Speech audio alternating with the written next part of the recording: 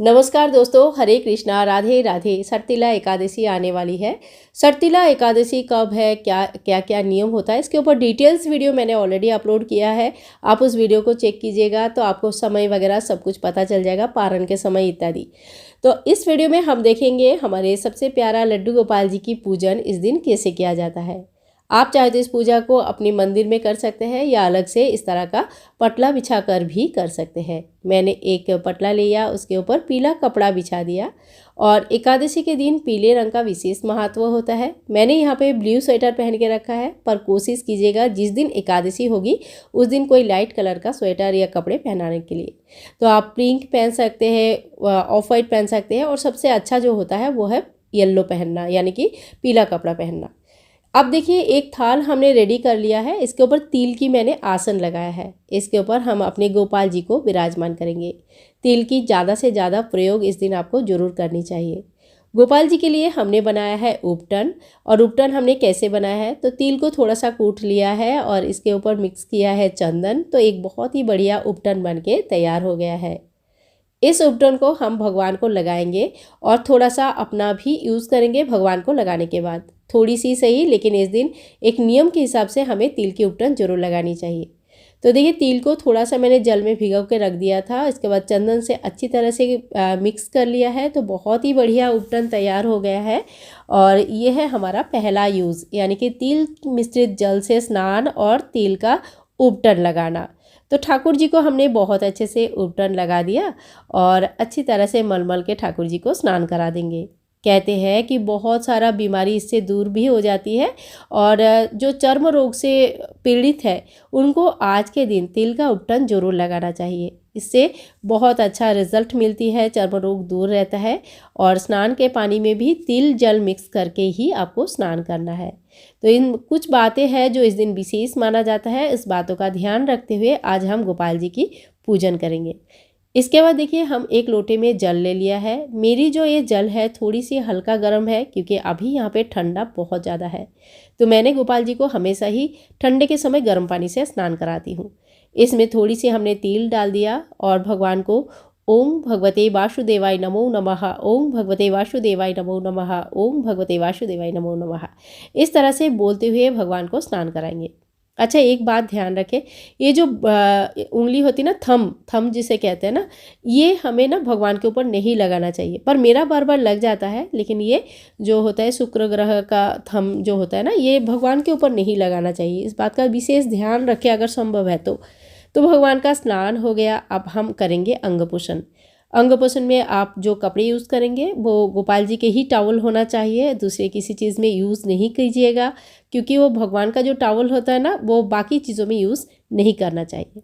गोपाल जी को अच्छी तरह से हमने पोंछ दिया और ठाकुर जी भी आप सभी लोगों को कह रहे हैं राधे राधे। आप लोग भी कहना राधे राधे, बिल्कुल ना भूलना, कमेंट बॉक्स में राधे राधे लिखना। गोपाल जी के स्नान के बाद आज मैं उनको भी पहना दूंगी पीला कपड़ा। वैसे आज एकादशी नहीं है, लेकिन उस दिन जब आप पूजा करेंगे तो ठाकुर जी को पीला कपड़ा अगर हो सके तो पहना दीजिएगा। और नया कपड़ा आए हैं तो बहुत अच्छा है, नहीं भी आए तो कोई बात नहीं, जो भी आपके पास है आप वही कपड़ा भगवान को पहना सकते हैं। हमारे ठाकुर जी तैयार हो गए हैं, मंद मंद मुस्करा रहे हैं, बहुत अच्छा लग रहा है देखने में। अब इनको मैं पंचो पहना दूंगी। तो जो भी स्वेटर, पंचो या शॉल वगैरह आप उड़ाते हैं ठंडे के समय, उसी तरह से ठाकुर जी की श्रृंगार करें ताकि ठाकुर जी को बिल्कुल कष्ट ना हो।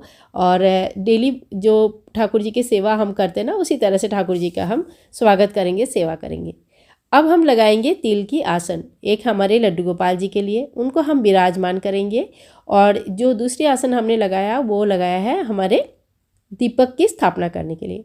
तो पूजा का जब हम शुरुआत करेंगे, जैसे अभी हम लोग पूजा करने वाले हैं, तो पूजा का शुरुआत करने से पहले ही हमें दीपक के लिए तैयारी करनी है। तो मैंने आज ठाकुर जी के लिए स्पेशल थाली सजा लिया फूलों से और इसके ऊपर हमने यहाँ पे दीपक की स्थापना कर दी। दीपक आपको तिल के तेल से जलाना चाहिए आज के दिन, क्योंकि इससे हमारा तिल का व्यवहार बढ़ जाता है और अच्छा रहता है, क्योंकि कोई विशेष त्यौहार में विशेष चीज़ें विशेष तरीके से फॉलो किया जाता है। आप अष्टगंधा चंदन के हम तिलक कर लेंगे ठाकुर जी को, और ठाकुर जी के नाम लेते हुए जो दीपक हमने प्रज्वलित किया उनकी भी पूजन कर लेंगे। ठाकुर जी का श्रृंगार में थोड़ा सा और चार चांद लगाते हैं और उनको पगड़ी भी पहना देते हैं। बहुत ही क्यूट और प्यारे से लग रहे ठाकुर जी। अब इसके बाद ठाकुर जी को हम थोड़ी सी तिल चढ़ाएंगे।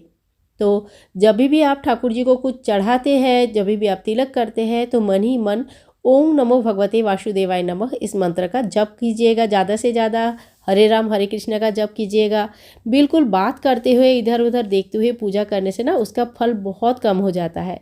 अब जो है आपके पास जो भी पीला फूल है वो भगवान को चढ़ा दीजिए, और इस समय भी ठाकुर जी की नाम लेते हुए भी आपको चढ़ाना है। तो देखिए, कोशिश कीजिएगा कि एकादशी की जो पूजा है उसमें पीले रंग का ज़्यादा से ज़्यादा व्यवहार हो। पंचोपचार पूजा कम से कम हमें करनी चाहिए। जैसे हमने पहले चंदन लगाया सुगंधि स्वरूप, फिर हमने धूप दिखाया और दीपक प्रज्वलित किया। इसके बाद हम देंगे नैवेद्य। नैवेद्य में तिल से बना हुआ लड्डू, तिलकूट या तिल से बना हुआ कोई भी मिठाई आप भगवान को चढ़ा सकते हैं। साथ में तुलसी दल रखना बिल्कुल भी ना भूलें। अब एक क्वेश्चन आता है कि तुलसी नहीं है तो हम क्या करेंगे।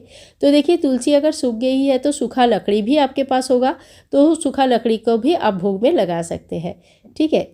इसके बाद हम ठाकुर जी को जल चढ़ाएंगे, क्योंकि जल जो है ना, भोग जब हम लोग खाना खाते हैं तो जल भी पीते हैं, तो भगवान के लिए भी हम जल रखेंगे। इसके बाद देखिए, आज किया जाता है तिल का दान। तो दान करने के लिए आप कम ज़्यादा जितना आपकी सामर्थ्य है उस हिसाब से तिल ले लीजिएगा। तिल के साथ गुड़ का भी दान कर सकते हैं।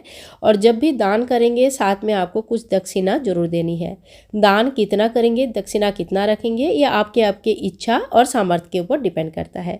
तो मैंने यहाँ पे एक कटोरे में तिल के लिए दान करने के लिए सामान भी रख दिया है, आप लोगों को दिखा दिया है। अच्छी तरह से देख लीजिएगा ताकि आपको समझ में आ जाए। अब जो है ना, हाथ में थोड़ी सी फूल लेंगे, जल लेंगे, तिल लेंगे, और भगवान श्री विष्णु नारायण का जो एकादशी महात्म्य आता है, जिसमें हर एक एकादशी के व्रत कथा के बारे में दिया रहता है, वो हम पढ़ लेंगे। अगर आप रेगुलर बेसिस पे एकादशी करते हैं तो मैं आपको बोलूँगी कि एक बुक आप जरूर लेके रखिएगा, आपका बहुत काम का होगा। आप यहाँ से एकादशी की व्रत कथा कभी भी पढ़ सकते हैं। और अगर आप पढ़ना नहीं चाहते या पढ़ने के लिए कोई भी प्रॉब्लम है तो मैं कोशिश करूँगी अब से पूजा के साथ साथ व्रत कथा भी अपलोड करने के लिए, ताकि आप वहाँ से सुन सके। पूजा होने के बाद फूल को व्रत कथा के बुक के ऊपर ही हम रख देंगे और ठाकुर जी को दे देंगे उनकी बांसुरी। और इसके बाद जो है ना, कपूर से हम करेंगे आरती।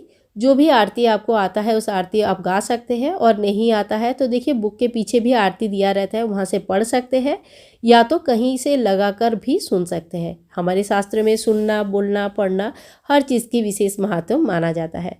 इसके बाद हाथ में थोड़ी सी जल लेके हम आचमन कर लेंगे। जब भी हम हवन या आरती करते हैं हमें आचमन जरूर कर लेनी चाहिए। हाथ जोड़ करके क्षमा प्रार्थी हो जाएंगे कि भगवान हमसे जो भी गलती हो गई, पूजा में जो भी कमी रह गया, इसके लिए आप हमें माफ़ जरूर कर दीजिए। हमारे पूजा को संपूर्ण कीजिए और हमारी मनोकामनाओं को पूर्ण कीजिए।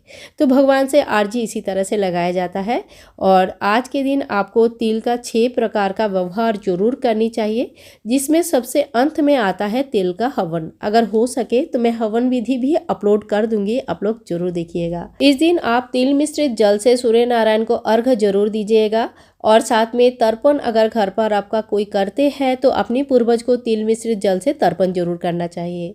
तिल से स्नान, तिल का सूर्य नारायण को जल चढ़ाना, तर्पण करना, हवन करना, दान करना, साथ में भोग तथा भोजन करना बहुत ही ज़्यादा अच्छा माना जाता है। इसी को सटतिला एकादशी कहते हैं।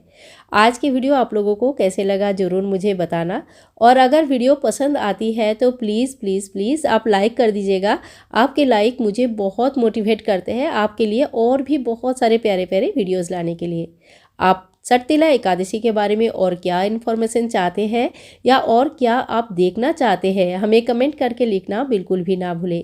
मैं कोशिश करती हूँ आप सभी का कमेंट्स का समय पर रिप्लाई देने के लिए। बहुत जल्दी और भी सारे पूजा विधि अपलोड होंगी, आप चैनल के साथ जुड़े रहिए इसी तरह से और भी सारे वीडियोज़ देखने के लिए। मिलते हैं नेक्स्ट वीडियो में, तब तक के लिए सभी लोगों को सटतिला एकादशी की बहुत सारी शुभकामनाएं।